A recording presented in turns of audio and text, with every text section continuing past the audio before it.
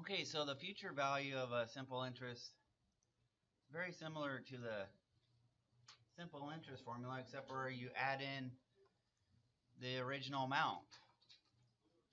So if you look here, for example, get my pen going here. This is your interest. That would be your I that you were calculating. If you added the original amount, this would tell you your future value. Like if you're giving a simple interest loan to someone. So let's say you loaned out $400 and the interest that you made on it was like $60. Well, to find the future value of your investment, be 400 plus the $60, which is the interest. So naturally, I should use another color, I think. Anyhow, this total would be 460 then. Okay, so future value for a simple interest formula or a simple interest problem is just pretty simple. Okay, another way you could write this though, some people like to factor this. My eraser here. Since there's a common factor of a p right here, you could write this as a p here and a p here. You can factor out a p and write this as 1 plus r times t, like that. And so we'll pause right here. Good morning. Anyhow, that's a formula you might want to write down on your worksheet in case you have to do that on some of the homework problems. Okay, so that's another way to write that.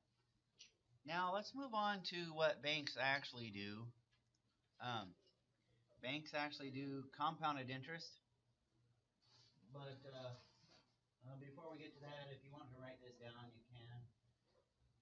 Usually if we want a 360-day year, we will talk about what's called ordinary interest.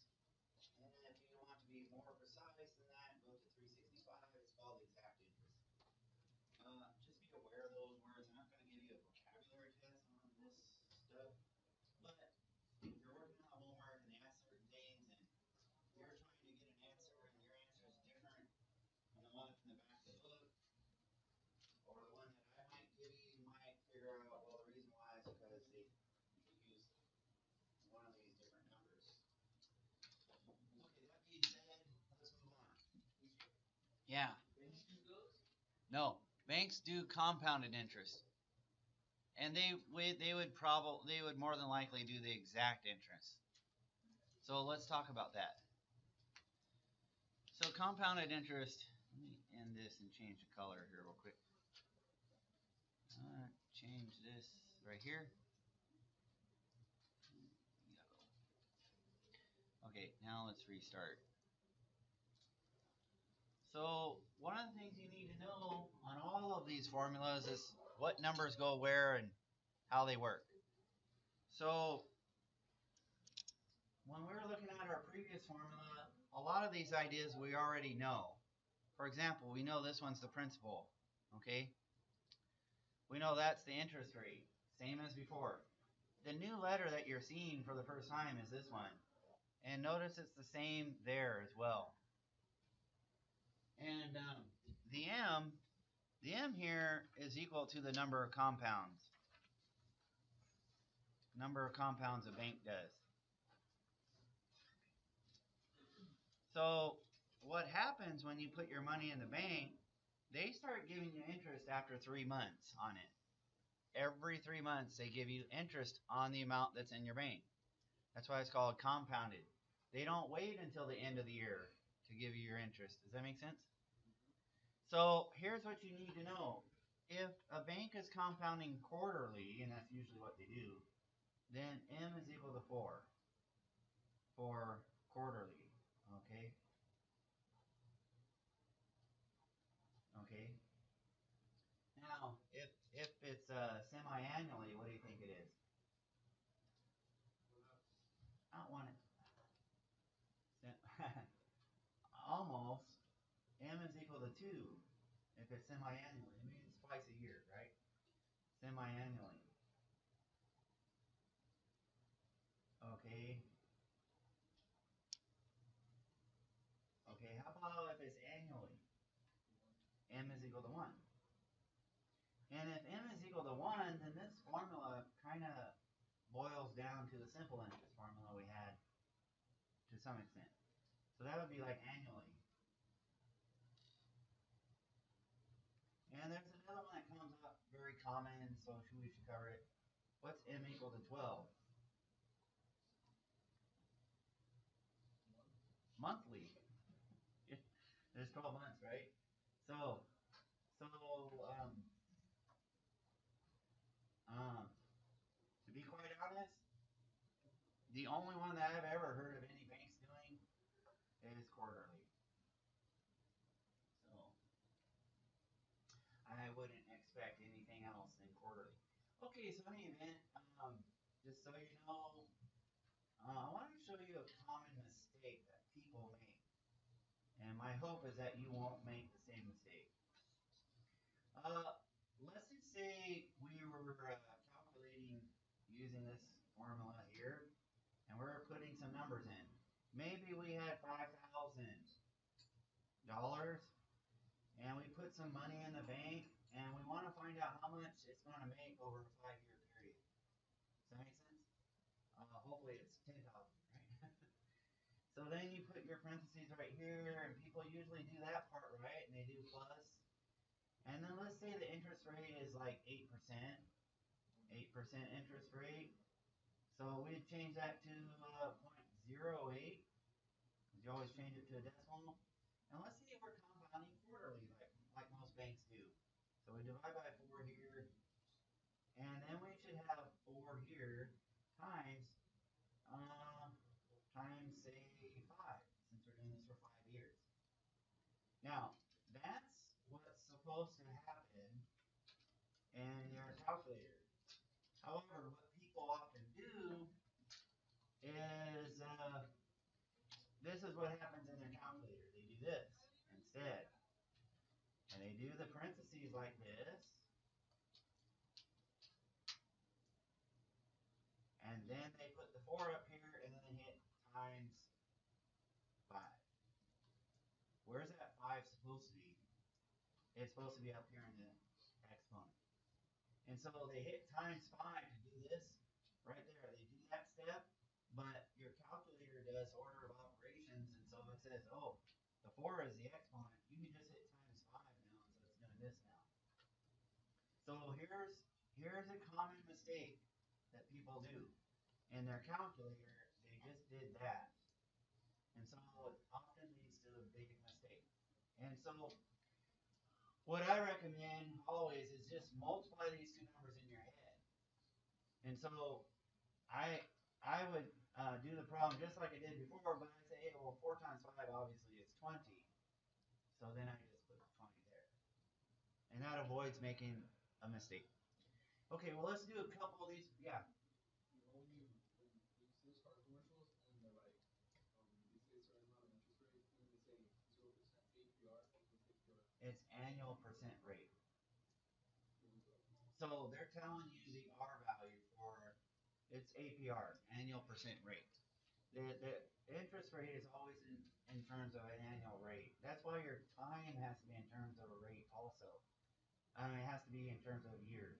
Okay, so let's go ahead and try a couple examples now, and then we'll do a couple problems on your assignment. Okay, so here's one. You don't have 18 on your assignment, but in just a moment we'll do problems 14, 17, and 19. Okay, so one of the key challenges in this chapter is you have to know which formula to use. And so you have to look for certain key words. Like, no one is going to tell you when we have a quiz whether you have to do simple interest, or whether you have to do compounded interest, or whether you're doing an amortization, or whether you're doing an annuity. You have to look for certain words. So here's the key word in this problem. Find the compounded amount. Okay? That means that you're using the compounding formula for interest. And So I always recommend writing down the formula. A is equal to P 1 plus R over M, and then MT. Okay, so on number 18, oh, I forgot to give you the information for it. Hang on. There's the problem. Okay, so A is equal to P 1 plus R over M T. Okay, so now you need to know what numbers go where. Well, this number is the principal, so it goes here. The interest rate goes here, and we're told that it's quarterly, so this gives us that M is equal to 4. And we have 6 years. So it should look like this. 65001 plus point. Remember, you change this to a decimal, right? In decimal form, that's 0.12 divided by 4 here, and then 4 times 6. Now, my recommendation, like I said, when you start trying this in your calculator, is to rewrite that one as just 24. Okay? Do that multiplication in your head. Okay, try this in your calculator and see if everybody gets the same answer. I will pause the video now for a moment. Let's resume. So I got also 13,213. And how many cents? You sure it's 16 or is it 17? It's 16, right? Because the decimal pattern was 0.1619, right? And the 1 is not big enough to bump that up, right? So remember, since we're dealing with money, the final step only is when you do the rounding off, okay? So there's number 18. Okay, so I'm going to pause the video now, and what I'd like you to do, okay, so let's continue.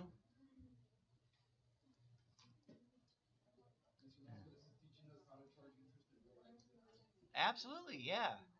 You're going to learn how the real world works a lot. I mean, it's all about, there's a large part of our world, it's about money.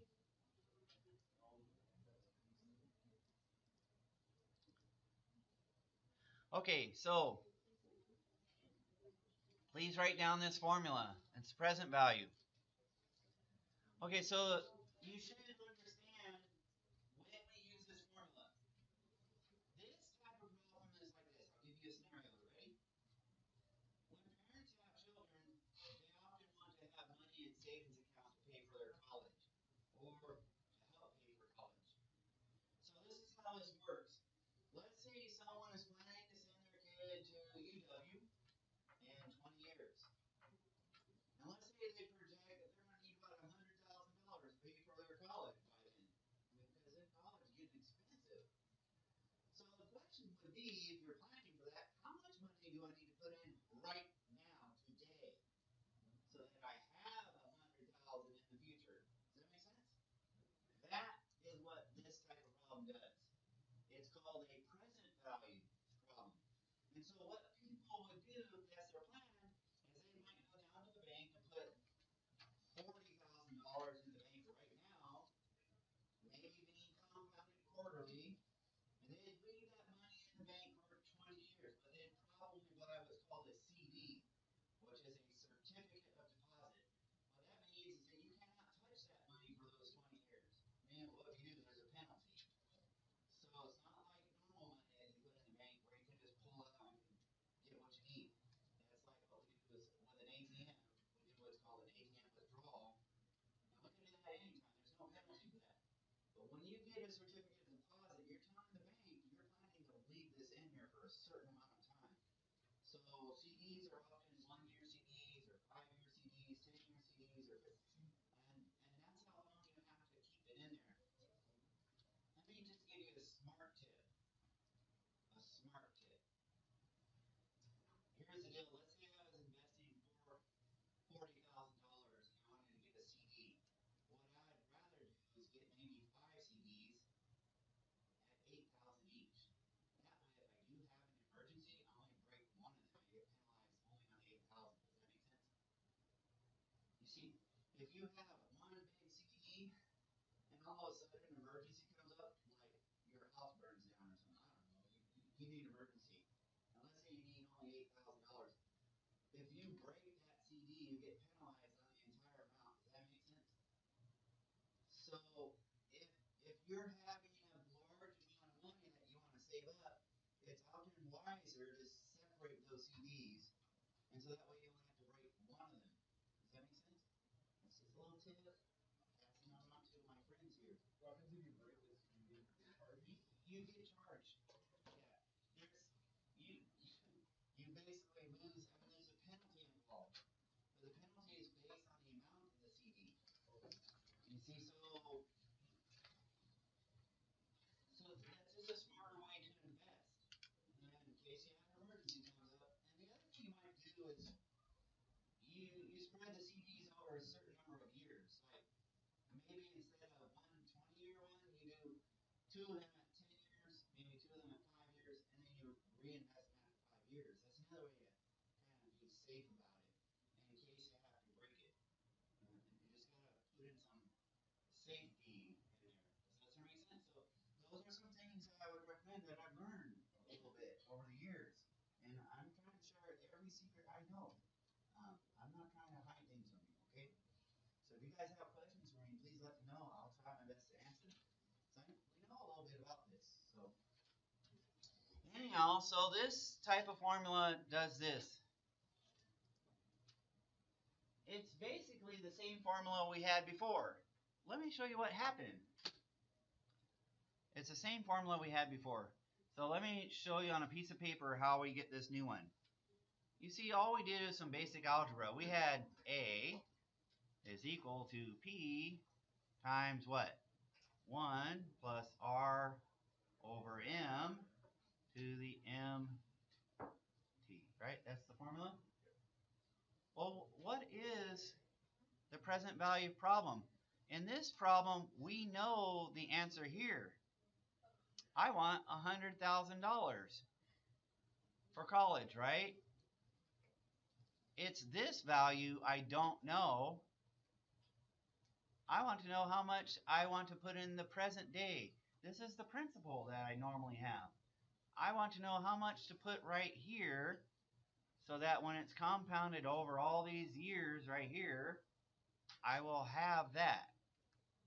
So all we did on this particular problem to get the next formula, the new formula that you're seeing, all we did was basic algebra. It's real simple. All we did was divide this side by 1 plus r over m raised to the mt. And we divided this side, 1 plus r over m to the mt. And of course, this canceled out with that. And so you get P is equal to A 1 over R over M to the MT. Now my writing's all ugly, so I'll just go back to the PowerPoint and show you. There it is. Okay. So this is, again, this type of problem is asking you what amount of lump sum do you have to invest today to get a certain future value. It's kind of what financial planners would do with people who are planning to save for a future value. I mean, maybe they want to save up for a house someday in about 10 years. And said, how much do I need for the down payment? How much do I need to put right now so that I can get that? So it's like a financial planning type formula. And people often do this for college. Make sense? Okay, so let's do a problem now, and then you'll be able to do the next couple problems on your assignment, okay? Okay, so find the amount that should be invested now to accumulate the following amount. Okay, so the first thing you need to realize is that this is a present value. And how do you know? What are the key words that give it away? It's this. This is the key word. Invested now.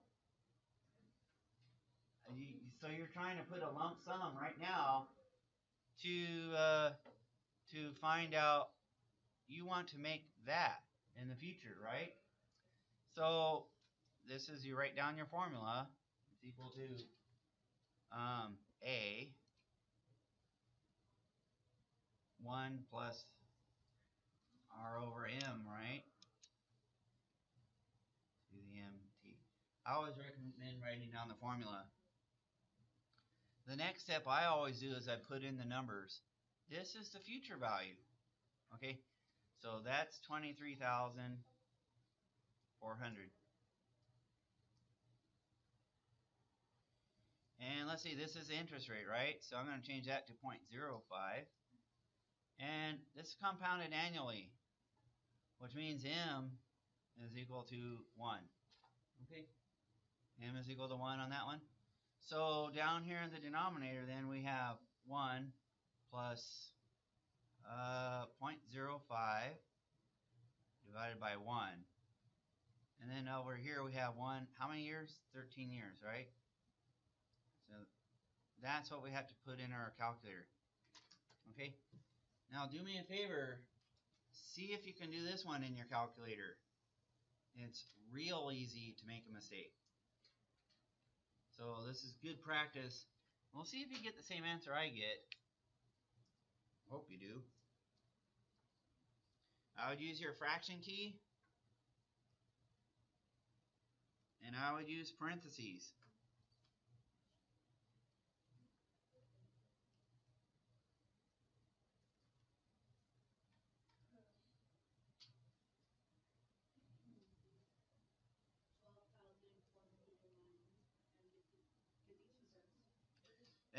That is what I got. Yeah, I got 12,409.52.